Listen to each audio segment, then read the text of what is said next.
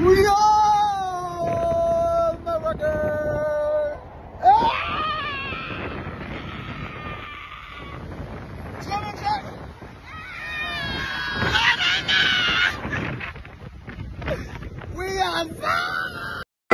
my God, come on! Stop.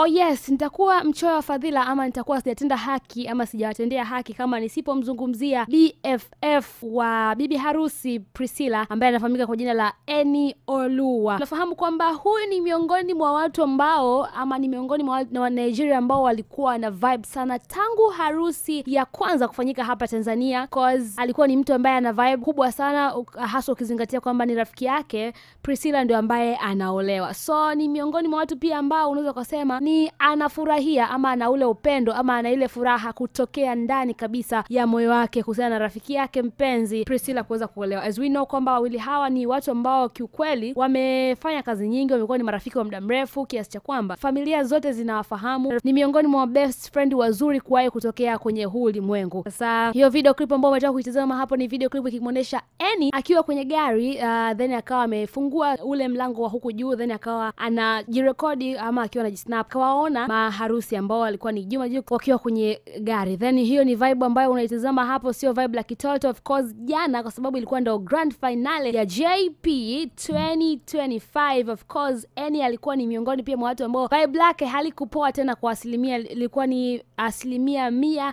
kwa 100%. Of course jana Annie alikuwa amecharuka kweli kama hapo ambavyo unamuona hapo. Alikuwa na Nifa, alikuwa na watu wengi tu ambao ni wa hapa Bongo. Unaweza kujiuliza huyu mtu kaanza kuwajua hawa watu saa ngapi? Mbona vibe lake ni vibe ambayo sio la kawaida, ni vibe ambayo limechangamka. Alikuwa na wabongo wengi kama ambavyo unatazama hapo. The vibe ilikuwa ni hot, the vibe ilikuwa ni fire, the vibe ilikuwa ni oh my god, ilikuwa ni kila kitu kwenye harusi ya siku ya kwanza. Ni vibe ambalo linasababishwa na rafiki yake kipenzi kwa maana ya BFF wake kuweza kuolewa. And of course he is so happy for her kwa sababu ameweza kuolewa na mtu ambaye anampenda. And of course ni my best friend, na miongoni pia mwa vitu ambavyo huwa Annie waga anaumia ni kuona kwamba sasa hivi Juma Jux ndo atakayekuwa karibu sana na Priscilla rafiki yake kuliko zamani ambavyo yeye Annie ndo alikuwa karibu sana na rafiki yake Priscilla. So hizo ni baadhi tu ya updates ambazo ziliweza kutokea kwa siku ya jana kwenye harusi ya Juma Jux. And of course jana ilikuwa ni grand finale ya JP 2025 kama ambavyo nimekuambia. And of course Juma Jux